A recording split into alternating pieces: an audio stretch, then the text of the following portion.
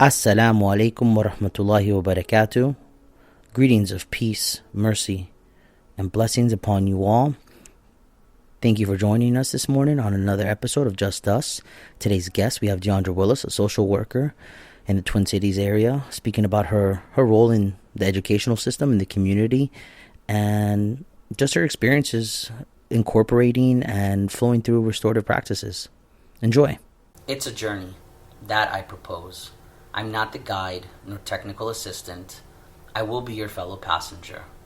Through the rail has been ridden, winter clouds cover, autumn's exuberant quilt. We must provide our own guideposts. I've heard from previous visitors the road washes out sometimes, and passengers are compelled to continue groping or turn back. I'm not afraid. I'm not afraid of rough spots or lonely times. I don't fear. The success of this endeavor, I am raw, in a space not to be discovered but invented. I promise you nothing. I accept your promise. Of the same, we are simply riding a wave that may carry or crash. It's a journey, and I want to go. That's a Journey by Nikki Giovanni. And we're here today with Deandra Willis, wonderful person that I got to know in circle and in work. And what's going on? How are you doing today? Thank you for having me. Blessed to be here. I am blessed. I can't say any other words but blessed. Okay. Because as we opened up with, it's a journey. It's always a journey. And sometimes that journey has low spots. It has even spots. It has high spots. And it has crazy spots. So, Wow. blessed to be on this journey with you. Thank you. And I would agree with you. It is a journey, and I'm glad that we're riding that same wave right now. Mm-hmm. So, tell us about yourself. Who are you? Okay, who am I? That is a evolving question, I like to say. I don't like to stick in one area. So currently I am a school social worker. That is my full-time employment at a local school district. Love what I do. I love my babies. I love the family atmosphere that we create. I love thinking outside of the box. I think that's one of the biggest pieces about me. It's not being put in a box, you know. I've definitely noticed that about you. I think that's probably what I love most about working with you. Mm-hmm. I like to do things a little bit differently, you know. And our training and our academic search of scholarship and everything, we're taught to do it one way. We're taught to do it in the box. But when life experiences blesses you with different things, it don't always fit in a box. So, you know, that's what my passion is being outside of the box and being an example for the students that I work with in that school district as to what life can give you and what you can make life to be. Another part of me is I am a mental health therapist. I am blessed to currently be on a journey of opening my private practice. That is Journeys, a Pathway to Healing. That will be open and ready to go as of July of 2019. So that is just doing my work in the community and healing the trauma and the brokenness that a lot of us face on our journey. And we don't have the resources or the tools to necessarily navigate that journey in healthy, successful ways. And success is how you make it. You know, your success does not define what someone else deemed successful. So that's part of that journey, you know, and discovering that part of, you know, this is my journey and my journey is for me. Also, right now I am at an agency currently practicing mental health. But like I said, I am definitely on my journey of opening my private practice. Finding your own space.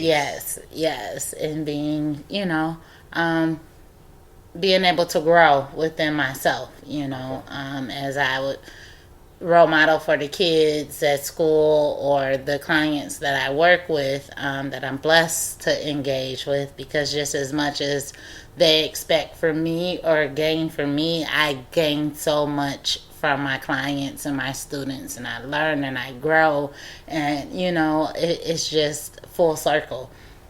And so definitely being a part of those journeys and helping them understand and helping myself understand through them is a blessing. It is true. It is true. Um, being at the same school as you are, part of the week, and even my work outside of the school, it's amazing how, as we do what it is we do, so you counsel and I conference or do circle, and as we share these stories with other people, you have these like weird aha moments where you're like, I'm understand through your story. I'm understanding my story just a little bit better. That different perspective. Somebody will say something differently, or even just telling your story out loud, you start to make that connection.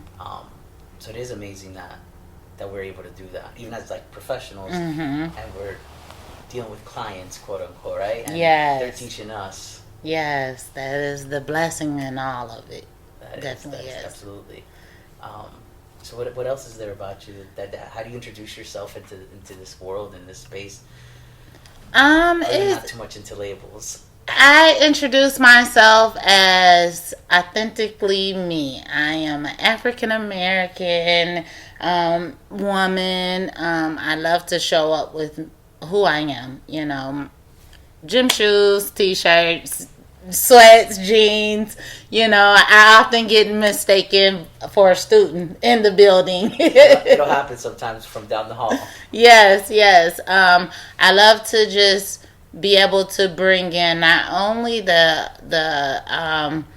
theoretical frameworks and things that we are taught and learn from the academic world, but also just life experiences and cultures, and honor that, because you can throw all of the academic theoretical frameworks out of the box, and your life experiences is what ground you. It's what guides you.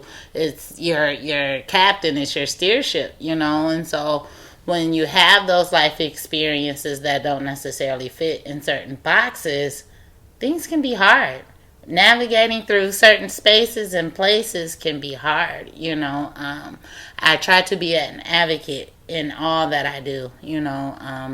Understanding where my clients and students and just people I work with and are blessed to encounter throughout my life, just understanding where they come from and their experiences and perspectives, and being able to give what I can and accept what I can.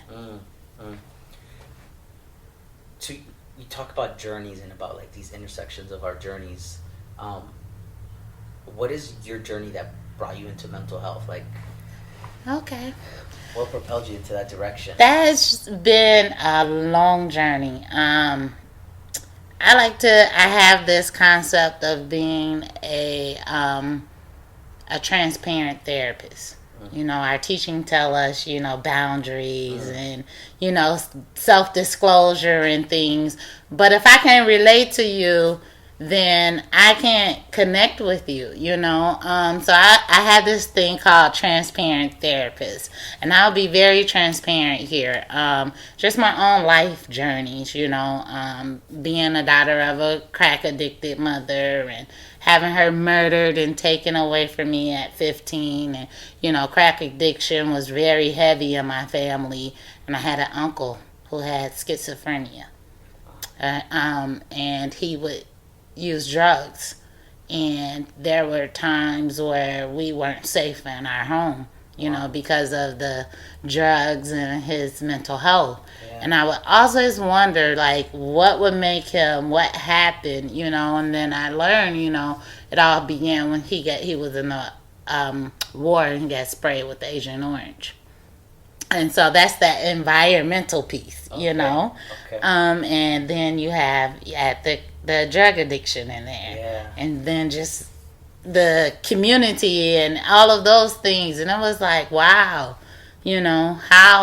how did we get here? And so those are a few pieces of my journey of how, like, I wanted to understand the brain. I wanted to understand how life impacted decisions, and and how those decisions not only impacted the person that was making them, but the people around them as well. As raised from the old school, a child is seen and not heard, and stay in a child's place, and all of those things. Yes, it was like, but your life decisions impacted me. Your life choices affected, what I could potentially be or see, or being one of the first people in my family to graduate and go postgraduate, and be blessed to be in a profession and of healing.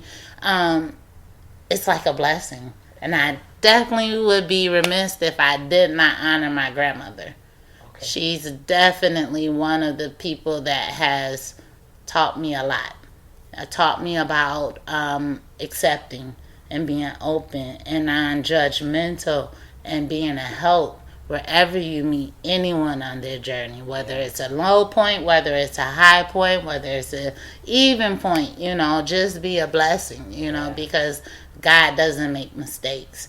And he places people in your life at certain times for certain reasons. And so honoring her memory and understanding those things kind of has set me on this journey. I like your grandmother. She sounds a lot like my grandmother. Yes, we wouldn't be in this life without our grandmothers. That's true. That's very true. Mm-hmm. I only got to know one of my grandmothers. My maternal grandmother was raised with her, and very much the same way. It's like my go-to for being.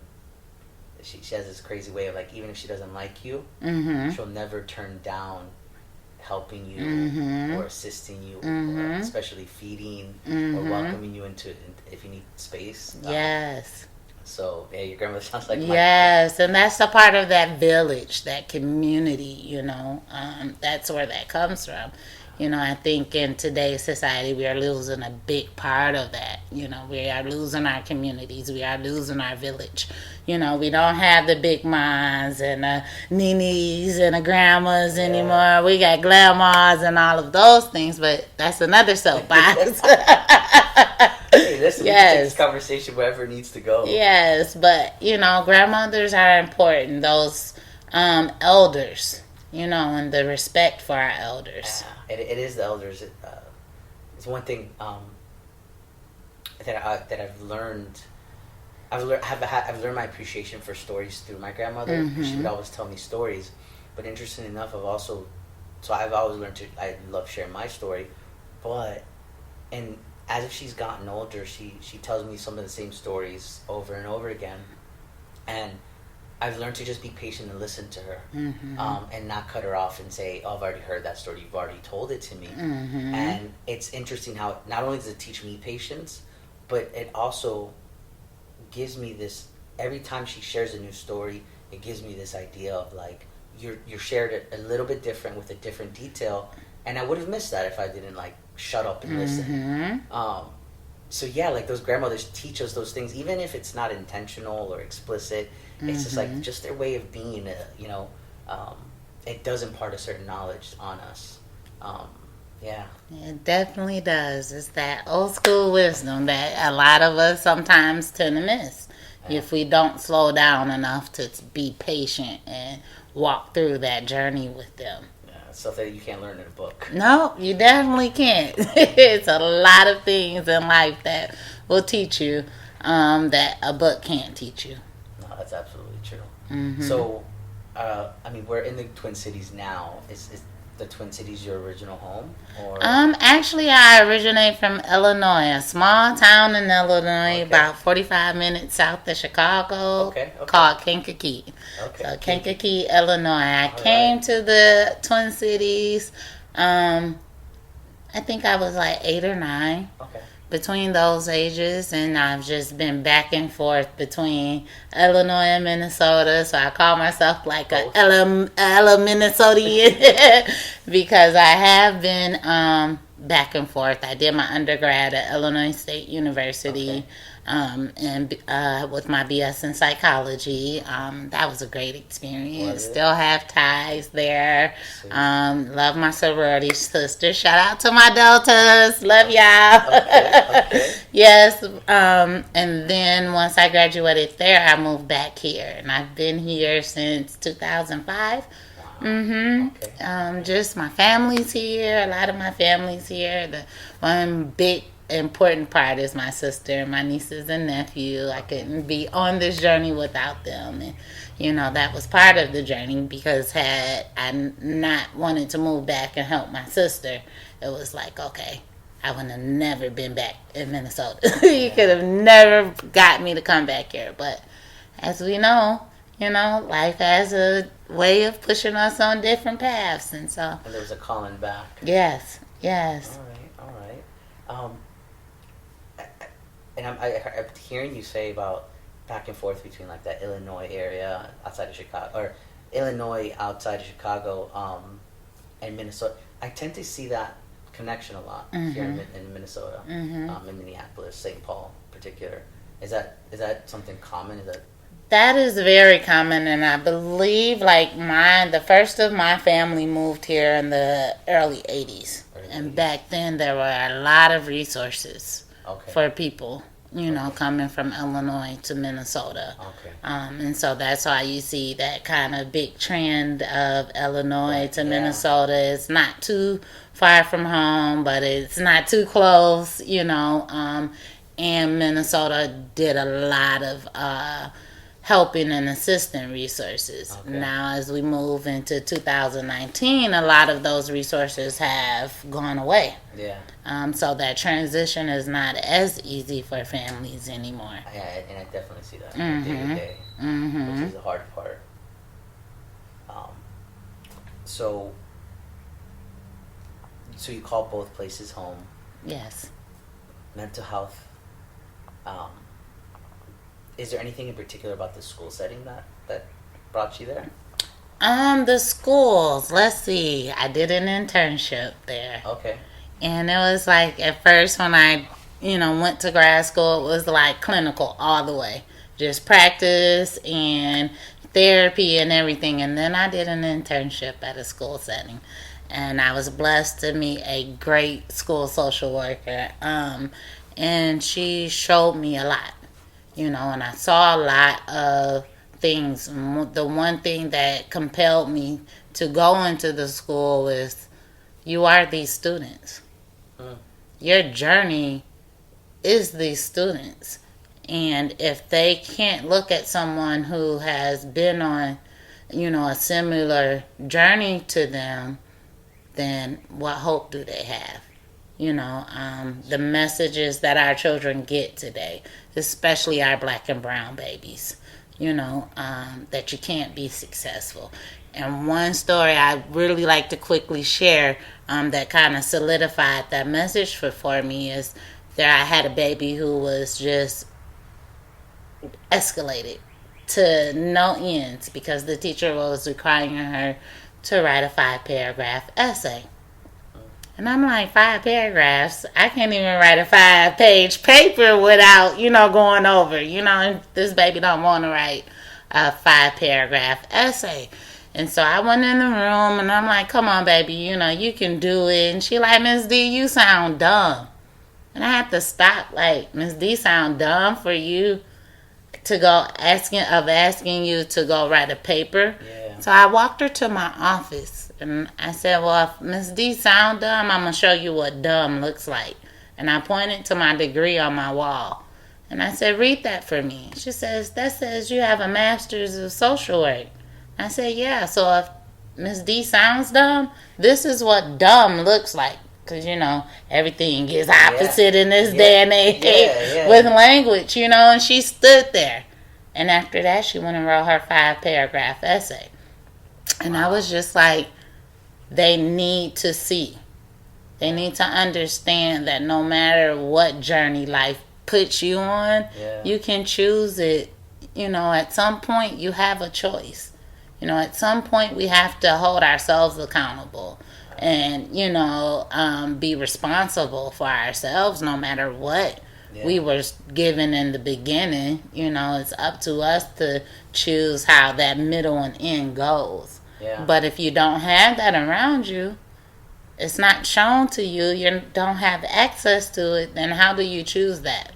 It's hard to have that as a choice when you don't have a reference point. You don't have that close by, and it seems so distant on TV.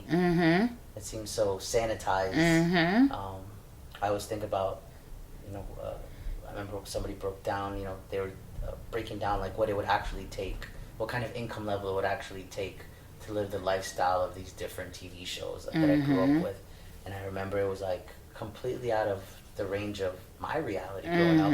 And I'm like, how did they expect me to think that was going to be my day-to-day life? I didn't see that as my day-to-day life. So I didn't see myself in those shows. And definitely not in color, and definitely not in culture and income. So yeah, it's those seeing it in front of me in the flesh that served as that reference point for me. I was just reading earlier today a good piece on how white mental health professionals, gaslighting, the anxieties of black, particularly African American patients, but I'm pretty confident to say that it goes to all people of color. Our anxieties of being in danger and on the edge constantly, and it's something that they can't, like you said, they don't understand that. And we were talking about the cultural connection to your clients, to your students. And they don't. Like, if that person doesn't understand where I'm coming from, how could they understand why I made this choice? Sometimes it's that's probably the best part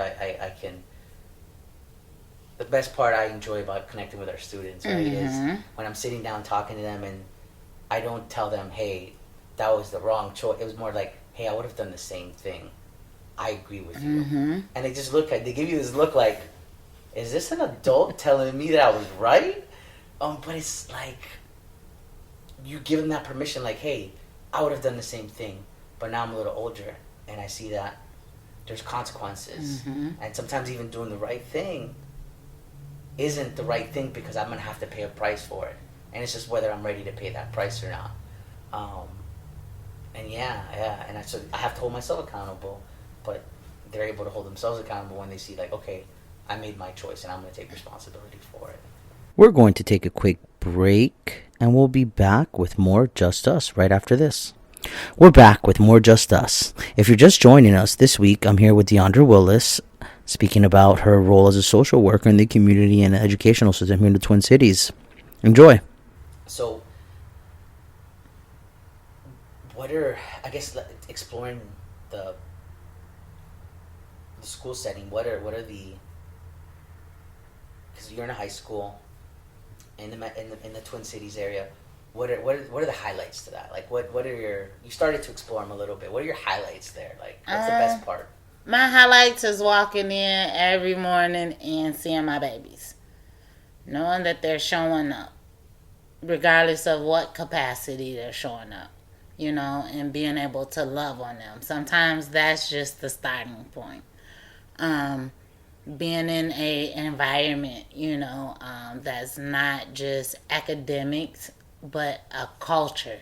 And the culture of our school is just, we're one family, We just love, we go beyond just academics, and we're able to meet our students where they're at.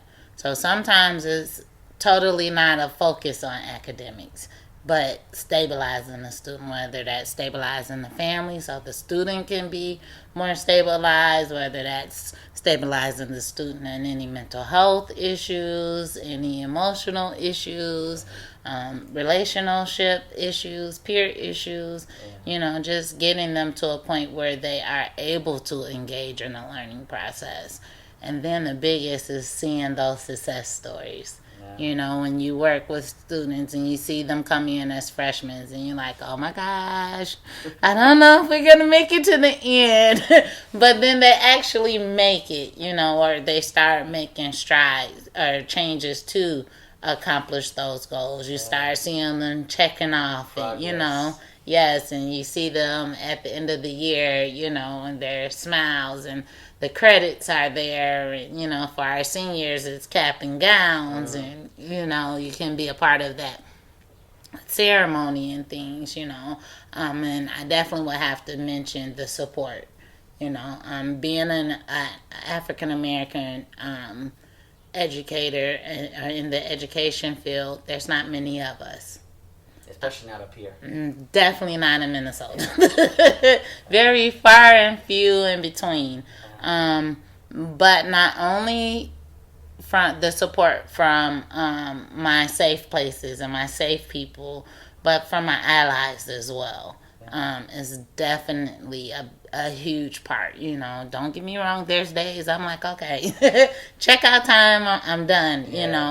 I can't continue to be in this space where I'm either being talked to condescendingly, or my professional judgment or opinion is not being honored or accepted, and it's just like, okay, hold on, wait a minute, and you have to have that mindset of, this is how I want to react, and this is how I can react.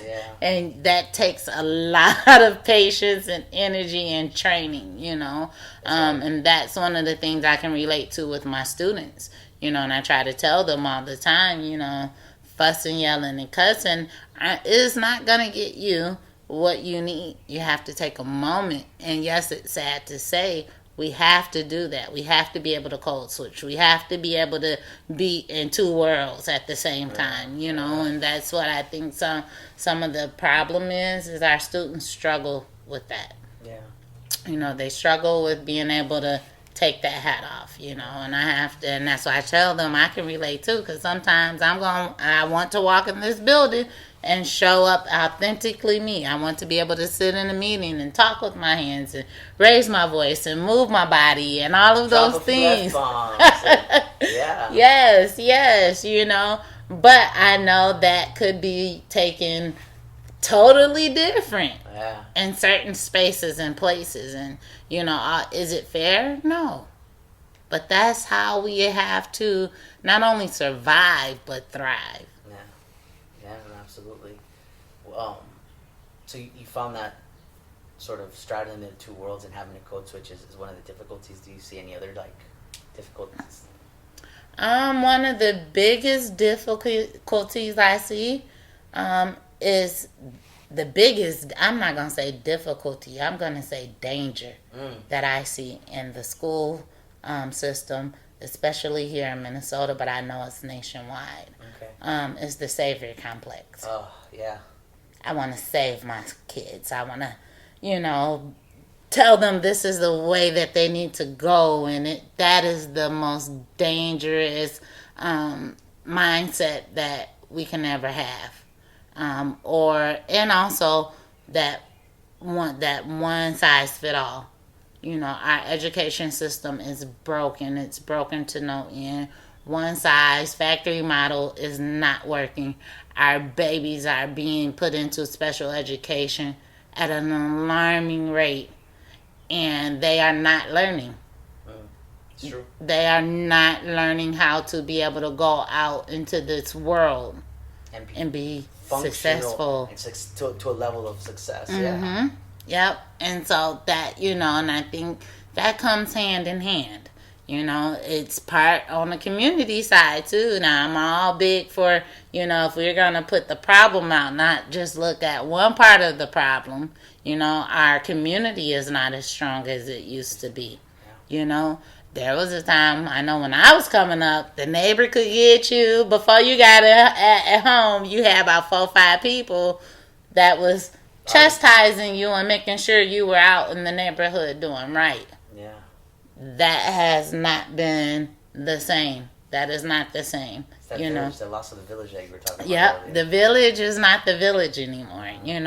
We do have some strong aspects of the village, and we try to keep those village thoughts and There still remains there. Yeah, the values. I think it's coming back. I think we are on the come up of it, but we have so much harm and hurt to repair in our village, and it's coming not only from the outside but from the inside too. So it's like twofold. Yeah. So I can work with this baby who has life kicking them, and they're just full of just crappy life. Yeah. But I also can work with that same baby to understand that although you're holding all of this icky stuff, you can thrive. Yeah. We have a mentality of I'm a survivor, and it's time to get past the surviving mode. It's time to show our babies that you can be in charge of your education, whatever that be. College is not for everybody. Yeah. Go be your own business person. Open up your own shops and different businesses and things, But get out of the mentality that rapping, trapping, and balling is the only way out. It is not. Absolutely not.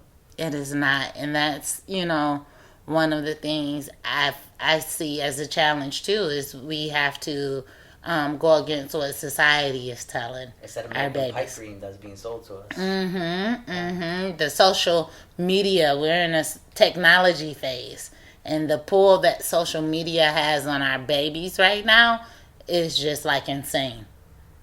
It is all for social media, it's all for peers, it's all for friends, and I try to work with them and understanding, yep, on one hand, your friends are very important and acknowledging that and holding that space for them, but also you have to be able to reach out because there's wisdom that your friends don't have. Yeah. And that wisdom may come in a variety of different ways. Do you find that those, like these same like highs and lows that you find in the school, is it mirrored in the community, like in your community work? Oh, yes. Or do you feel like it changes a little bit outside of the education system? I think, like I said, it goes hand in hand. Yeah. Because our babies are a part of a community. Yeah. And they are born and bred in a community. And that community sets the expectations, the values, the morals, all of those things for the baby. So if the baby is not able to have healthy relationships or stable housing or not be in a drug addicted gang riddled, all of those things that a lot of our babies face, a lot of our communities face, those things come into the school. Yeah, it doesn't get cut off at the door, it follows them. I definitely see that. Yes, and so you have to be, as a educator or working in the school system, you have to be able to handle both the community things and the home life and the personal things as well as the academic things. Yeah. And I think that's where the breakdown comes from. Some educators feel as though this is my job, and you're in a classroom. Yep. You're here to learn. And what happened this morning at home doesn't matter. You need to get with the program. I can't remember what the student's name was, but there was the poem. It's been shared on social media all over about the pencil.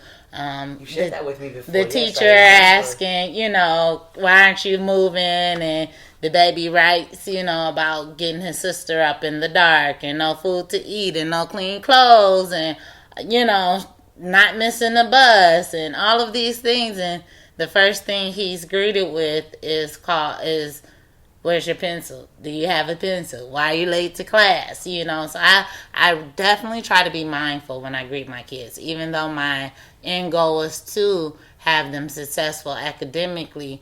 Instead of saying, why you in the hallways, it's good morning or good afternoon or how you doing? Or you all right? You okay? And then, okay, why aren't we in class? Because I think you can't educate a person without having a relationship.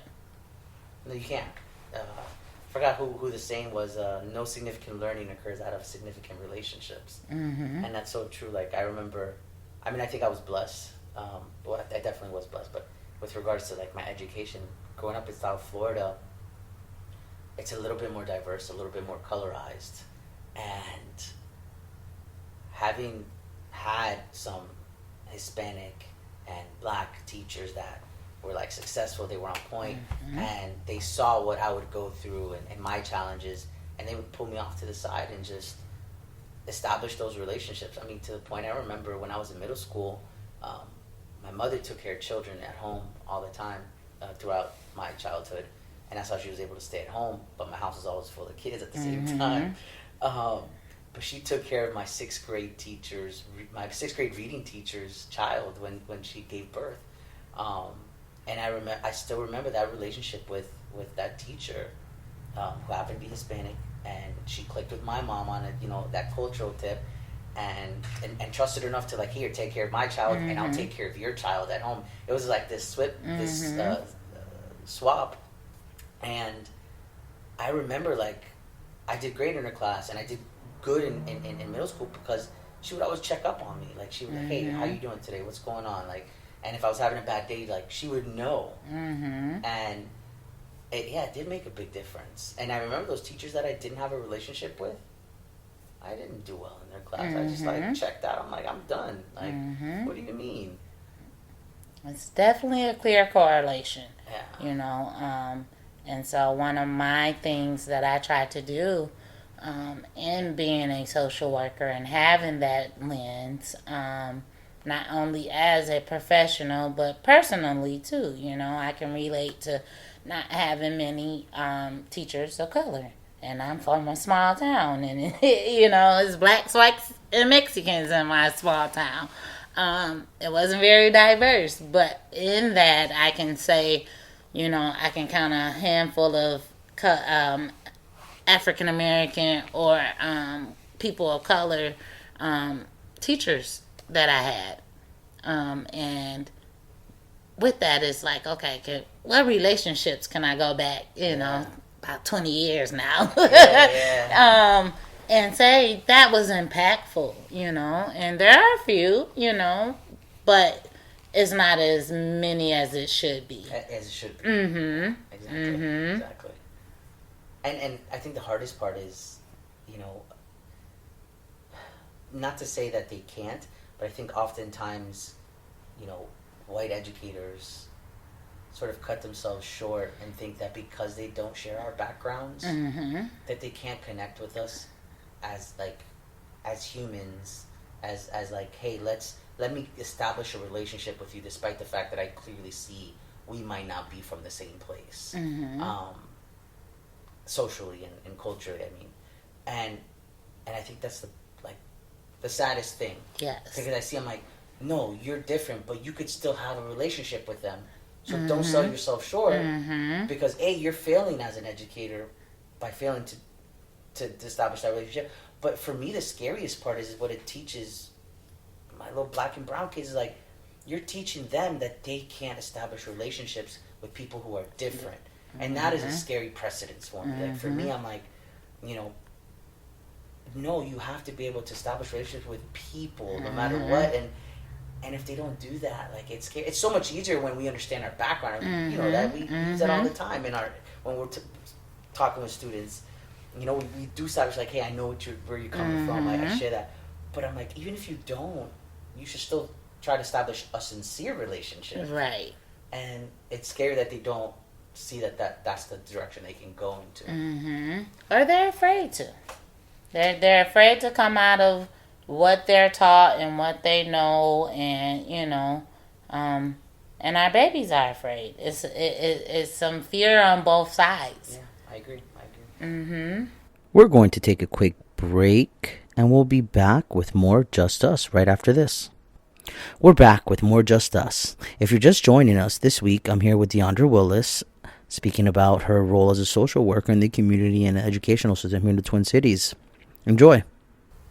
So, beyond sort of that fear, how do you see that moving forward? Like, how do you and I move forward in these school systems or in our communities and sort of tackle these mountains that we're looking at?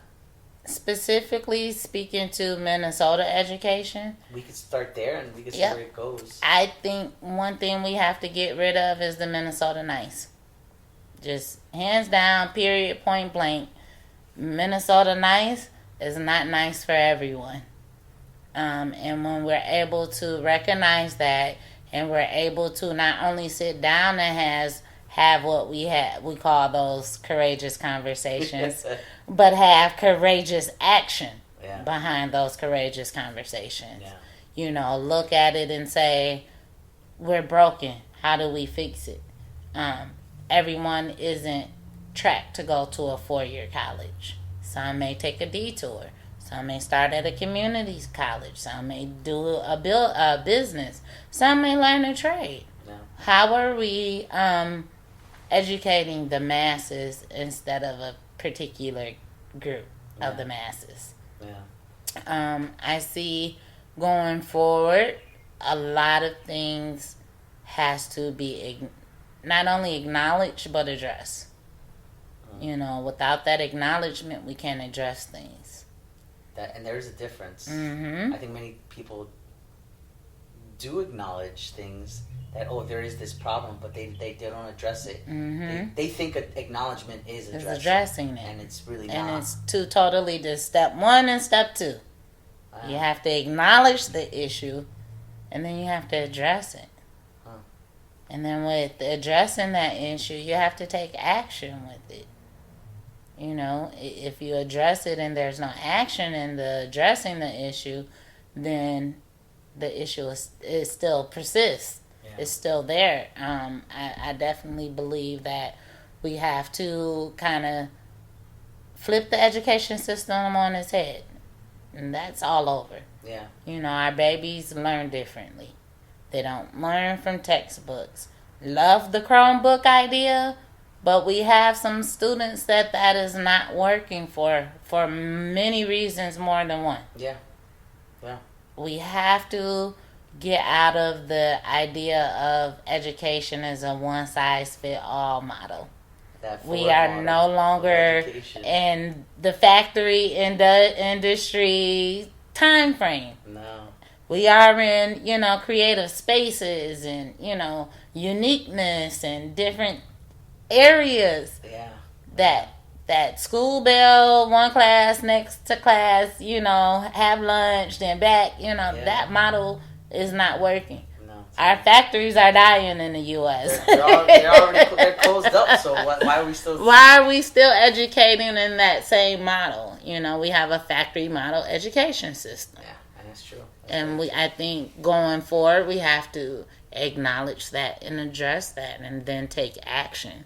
Where are our trade school learnings? Where are our connections to our technical colleges and our 2-year colleges and, our community things, daycares and cosmetology and barbershop and all of those things. We don't have those in our school, especially when you have a school that is 48% free and reduced lunch, children of color, but the framework is 4-year college, IB, and, all of those. It's not a reality that reflects my reality, the day-to-day. And so moving forward, I think we have to look and see, how do we continue to prepare our students to walk out of our doors in the best way possible, instead of labeling them and then scooting them along. I think one of the biggest things we have to do is get rid of that No Child Left Behind law. That killed the education system. It put the nail in the coffin. It really did. And if we are, as educators, are going to do anything, I think that's the first step. We have to get to our legislators and, our representatives and things, and definitely turn that law on its head. Then we can kind of start looking at different pieces. I think the education system is headed to a scary place, of not preparing our children but setting them out in the world. I can remember my first experience at college in my English class. Here I went through K through 12 thinking I was great at English. I got that first English paper back. It had so many red marks and it had a big F on top. And I just remember calling my sister bawling. Wow. Like, I am going to quit. I'm not coming back. I'm not going back to that English. That hard. Yeah, it was just like, it was a shake to me. Yeah. But I had to understand that. And my sister helped me understand that. She goes, well, you used to being an overachiever and, you know, and that's just been you. And you're in a different space now. It's not the same. And I had to adjust to that. And I had to realize that although, you know, my great high school in my little small town, I thought I was doing great, you know, academically. But there were some big, huge pitfalls that were not covered. Yeah. I did not learn a lot of these things. Yeah. And a lot of those things I had to teach myself while going through college. Yeah. You know, and it was like, okay, all right, you know, but our babies don't have that. A lot of them don't have, you know, that example, that motivation, or just the resources. I was going to say the resources is more than you know, anything. The resources. You think college and it's like, okay, that's dead. That's thousands and thousands and thousands of dollars of debt. And if you see your mom and your dad and your grandma and your aunts and uncles working 3 and 4 jobs, college isn't an option for you. You don't even, and then even as our experiences as students, you know, I just think of mine as I was a pretty good student. I was great. I liked learning, but school left a bad taste in my mouth, and I had no patience for it. And I wanted nothing to do with more learning when I graduated. I barely graduated high school, but I was like, I'm done. And so it wasn't until I went in the Navy, and I'm somewhere else, and all of a sudden I'm having extra time, and I take a class, and I still remember this. It's a little Filipino officer who was teaching sociology, and I take his class, and I'm like, oh, I like doing this. This is the learning I like. And it like blew my mind. And it wasn't until then I'm like, oh, I might like school. Because I like learning, but I don't like school. So how do I get one without having to like let the other one be a challenge? But without those resources, like, yeah, I wasn't thinking about school. I'm like, I can't afford to. I was thinking about some of the kids, and they were talking about FSU and UF, and I'm like, I can't do that. Like, I didn't play sports, so I'm not getting no scholarship. I didn't do any extracurriculars. I was working. I was trapping. Like, I didn't have time to do those things. You were surviving, you know? And it wasn't until later on, I'm like, okay, now I can wrap my head around what I need to do, what I need to do. But yeah, some of us were not even given the opportunity to have that failure, that English test that has an F that says, hey, there's more I need to learn, and it's okay. Yeah, that makes a big difference. It definitely does. And, you know, you have to take those opportunities or be able to even recognize when those opportunities are, you know, presented in your space and place, you know, and know, have the motivation. You know, I think that's one of the biggest things that I try to give to my students, and not only my students, but my clients as well, is that motivation. The motivation to be where you want to be. Not where mom, dad, uncle, society tells you you need to be, but where you want to be. And only you can set that journey. Yeah. Speaking of clients and journey, so and you're just starting this journey, right? Your practice coming in July. What are your hopes and your dreams for that? Like, where do you see that going? I see, you know, I actually have a like end goal with that, and my end goal with that is I want to open up Willis House of Healing, and that is like a one-stop shop place. You get your mental health, you get your overall beauty makeup, you know, makeover done, whatever your spiritual journey is, you know, having a yoga and massage and, you know, beauticians and barbers and, you know, and it's just that one stop, you know, because our mental health journey it comes. It's a continuum. Yeah. And there are things that can help our mental health journey, and there are things that can hinder our mental health journey. And when we are working on the inside, but the outside don't match up, then that inside can suffer. Yeah. And just vice versa. You can dial the outside up, but if the inside isn't where it needs to be, it's gonna come out. You know. I like to work with my clients on understanding that life's a cup, and sometimes our cups get full, and we have to take time out and pause and pour out that cup. Whether that's breaking down, and saying I'm not okay, because we're in a society. Someone says, "How are you?" You say, "I'm fine. I'm fine. I'm good. I'm chilling. I'm good. I'm all right. I'm okay." And they're not.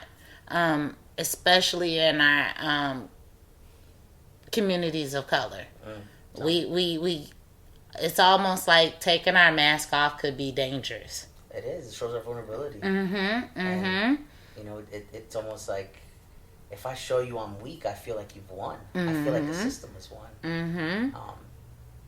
It's hard to be vulnerable. It definitely is. At least around people that are not of color. It comes from our history. It's historical. That's part of that historical and generational trauma. When you have been taught to wear a mask, it's not easy to take it off. It's not easy to break down and say, "You know what, I'm not okay." But in order to continue your journey, sometimes you have to. It's a must you break, because like I always tell my clients, diamonds are made from pressure. Yeah. Without that pressure, you don't get that diamond. Yeah. And sometimes the water can reside on that diamond while it's being made, and sometimes it's coming full force. Yeah. But in those moments where it's rescinding and, it's lowering and it's going down, pour out a little bit. Take time to pour out. Take time to have the ugly cry. Yeah. Take time to acknowledge that I am not okay. Because it's in those moments that you have a little bit more room. You catch your breath. It's almost like when you're swimming or when you're in water and it's like you can't breathe, and all of a sudden you get above water just for that 1 second. You're like, even if it's for 1 second, it's just like, okay, it gives you that much more hope. I really love your analogy of the cup, because interestingly enough, I use the same analogy to describe to people what I do as a mediator or as a facilitator in harm repair, where I say I'm this neutral and I'm this impartial person in the middle, and you guys might not be able to see each other's story or hear each other's story, because your story is this cup full of water, and your cup's already full. So if the other person is pouring, nothing's gonna fit in there. It's already full. So it's like, I'm coming with this extra large cup that's empty, and here, give me your story. Pour some of your water into mine, and I'll hold it for you. And here, and I do think for the other side, and it's now when I can get them to pour out just a little bit from each other's, now there's enough room for them to take in a little bit of the other person's story, their perspective, what they need. And now all of a sudden it clicks, and it's like, I'm not doing anything but making a space, giving them the space to pour out. And so, like, you saying that to your patients from a mental health perspective makes perfect sense to me. Yeah. Because I'm like, it's exactly what I try to do, and it's like, let me just hold your story for a little bit. Let me give you that space. Yep. It's just awesome. Being able to sit in that space. When our natural reaction when we see someone sad or down or depressed is, it's going to be okay. And, we're patting and we're giving the tissues and everything. And it's like, wait, I'm not okay in this moment. Yeah. And we as practitioners and friends and, in this educational system, on this restorative journey, we have to be able to sit in a space with people. Yeah. No matter how uncomfortable it is, it's about being able to sit in that space with that person at that moment for whatever part of that journey it is, and acknowledging and honoring that, and being able to, let me hold some of yours. If you need to cry, I'm going to cry with you. I'm not going to tell you it's going to be all right or it's going to be okay. I can sit and hold this pain with you. Because and then in that moment, they're able to pour out, and then they're able to move a little bit further.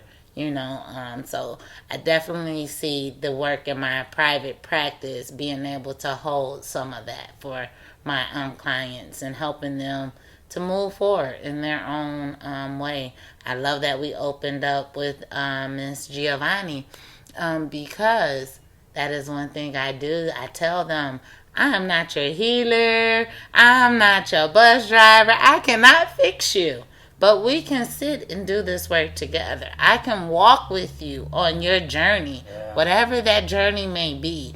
If you want to stay surface level and whatever the issue is, we can do that. If you want to go deep down and get to the ickiness and nitty gritty of the situation, let's go there. My job in this moment is to hold a space for you to feel safe and to pour out. And so, breaking some of the stigmas as well. I see that as part of my journey. That is one of the big messages I want to get out, and having my private practice, especially in communities of color. And that's just not in the African American community, but all communities of color, Therapy is not something that we're taught we're supposed to do. We're taught you keep it in, and what goes on in our house stays in our house, and all of those unhealthy, misguided messages.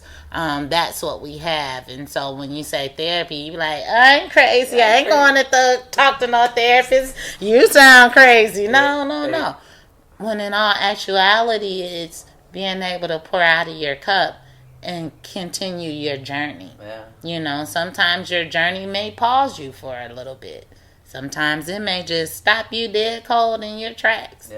And sometimes it may catapult you forward, but whatever that is, unless you deal with what life has given you and you not only acknowledge it, but you address it and you accept it, and you do your work, you have to be able to do the work. And a lot of our people of color don't know how to do that work. We were never taught how to do that work.